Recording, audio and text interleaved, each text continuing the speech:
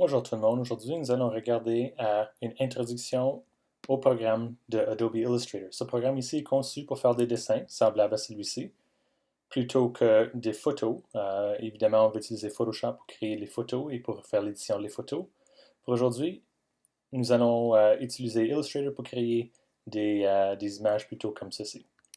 Alors voici Illustrator, l'icône paraît un peu comme ça sur le menu du bas de votre ordinateur. Une fois que c'est ouvert, on peut choisir ici File New et juste laisser les options par défaut ici, ça va dire Letter comme taille. Puis on va juste dire OK pour qu'on ait une page juste comme ça. Si c'est possible que c'est vertical sur votre ordinateur, c'est vraiment pas important pour l'instant. Une chose que j'aimerais vous montrer, c'est que si vous tenez Alt sur votre clavier et vous poussez le bouton de plus et moins, tu peux zoom in et zoom out de ton dessin. C'est très utile ça pour être capable de voir le montant de détails que vous voulez pendant que vous dessinez. La deuxième chose que j'aimerais vous montrer, c'est ici, on a en fait deux flèches de sélection pour les objets. Si je prends, disons, un rectangle, puis je dessine ici un rectangle, voilà. Je peux prendre la première flèche et puis je peux évidemment déplacer en cliquant et en tirant. Je peux déplacer l'objet. L'autre flèche, c'est réservé pour édition de les objets. Alors, si je pousse sur des coins maintenant, je peux en fait déplacer les coins puis commencer à modifier la forme sans problème. Je peux la modifier de n'importe quelle façon dont je désire. Ça, c'est avec la deuxième flèche. C'est pour ça qu'il existe deux différentes flèches et c'est important de savoir au début pourquoi. Parce que si tu essaies de déplacer un objet puis tu utilises la deuxième flèche, quoi que ça fonctionne un peu, si tu touches un coin, évidemment, ça ne va pas faire ce que tu désires. Et la raison est simplement, choisis l'autre flèche. L'autre chose que j'aimerais vous montrer, c'est que pour ajouter de la couleur dans Illustrator, c'est très simple. Tu peux voir que quand on a un objet de sélectionner, on a deux boîtes en haut ici à gauche et on a aussi deux boîtes en bas ici. Ces boîtes-là représentent deux différentes couleurs, ce qui sont les propriétés de l'objet. Tu peux voir que celui-ci, c'est plutôt comme l'encadrement d'un carré. Ça veut dire que si je choisis, disons, le rouge, on peut voir maintenant que ma ligne extérieure, c'est rouge. Ce n'est pas le remplissage. Celui-ci, c'est le remplissage. Si je sélectionne l'objet, je peux tout d'un coup choisir, je ne sais pas, peut-être bleu. Et tu peux voir maintenant que le bleu est le remplissage et le rouge est l'extérieur. Tu peux voir la même couleur est reflétée ici. Alors, si vous ne voyez pas la couleur que vous désirez ici, n'inquiétez-vous pas. On peut tout simplement cliquer deux fois sur Fill. Et voilà, on peut choisir n'importe quelle couleur qu'on désire très facilement. Okay, très facile à changer. Maintenant, la ligne rouge autour de l'extérieur est très mince. Si on voulait changer ça, la ligne, en fait, le nom propre pour ça, ça s'appelle Stroke. Tu peux voir si c'est mince, on peut augmenter la taille à n'importe quelle taille qu'on désire. Alors, très facilement, on peut créer des formes, on peut les modifier, on peut remplir et ajouter un contour. Les autres choses ici, ces boîtes en haut ici, c'est pour la propriété de la ligne. Par exemple, ici, l'épaisseur de la ligne est constant tout le tour. Si on choisit ici, tu peux voir que maintenant, c'est plutôt comme ça change un peu. C'est presque comme si ça essaie d'être dessiné à la main presque. Il y a divers types, dépendant de ce que vous désirez, tu peux expérimenter avec ça un peu. En tout cas, ça c'est juste le style de ligne. On va retourner à Uniform. OK, so ça c'est pour les objets. Au début ici, j'ai cliqué, puis tu as vu qu'il y avait tout plein de différentes choses cachées en dessous des outils. Ça c'est normal pour Illustrator. Tu peux voir n'importe où il y a une petite flèche à côté de l'outil. Ça veut dire qu'il y a quelque chose d'autre qui est caché en arrière. Il y a toutes sortes de différentes choses.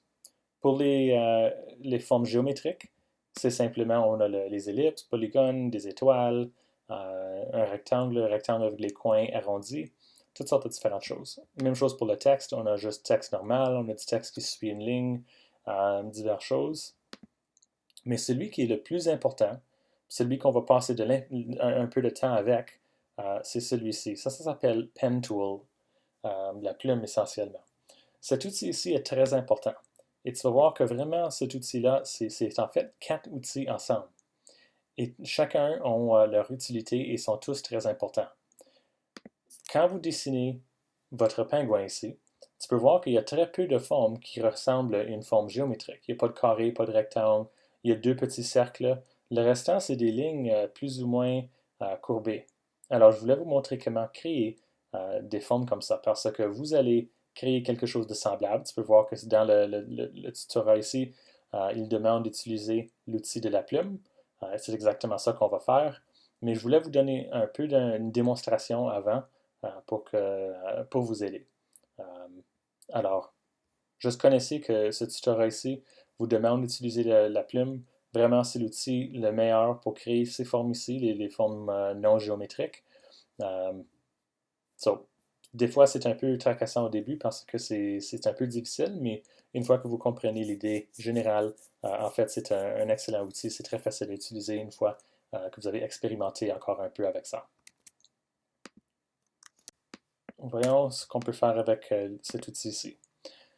La première chose que le monde désire toujours faire avec ceci, laisse-moi juste changer les couleurs ici à noir pour qu'on puisse voir, je ne sais pas, noir en fait, je vais les renverser, je vais prendre le vert et ici le noir pour le contour.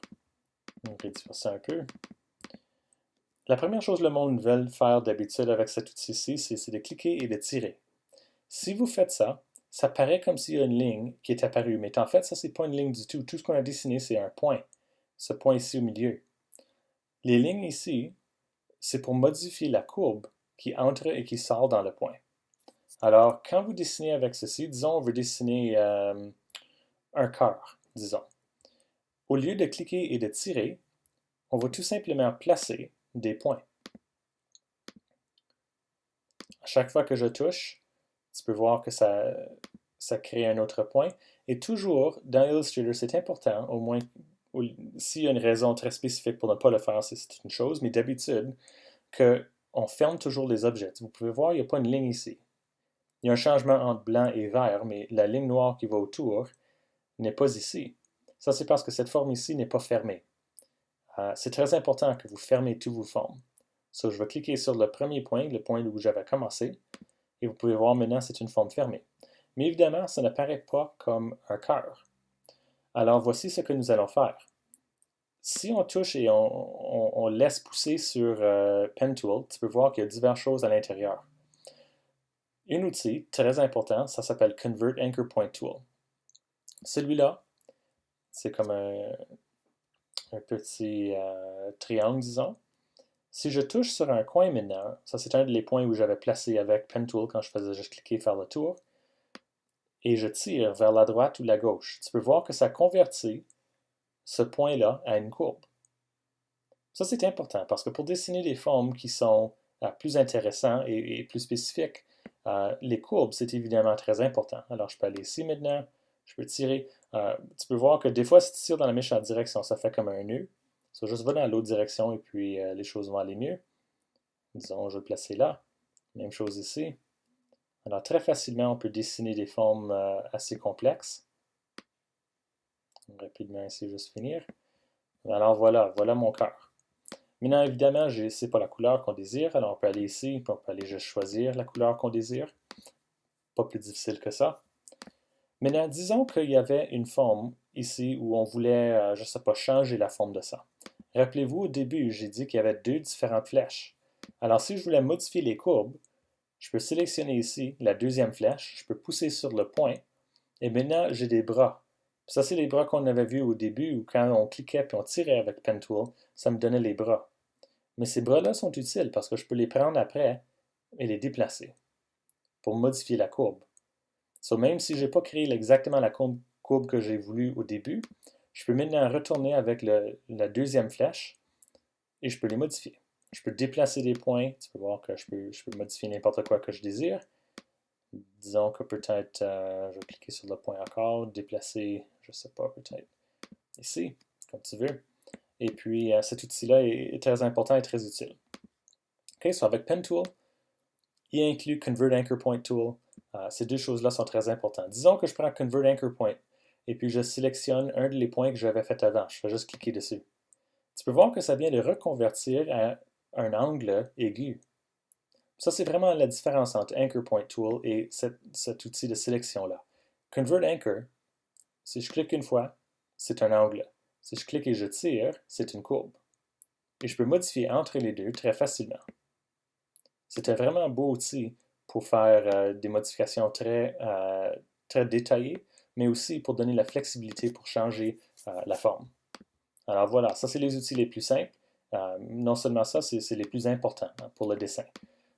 La majorité du temps qu'on dessine dans Illustrator, on utilise ces outils ici. Alors c'est important de bien les savoir. Aujourd'hui, vous allez expérimenter avec ça et vous allez tenter de créer, où est-il, celui-ci, ce pingouin-là, en suivant les étapes. Ils utilisent Pen Tool tout le long.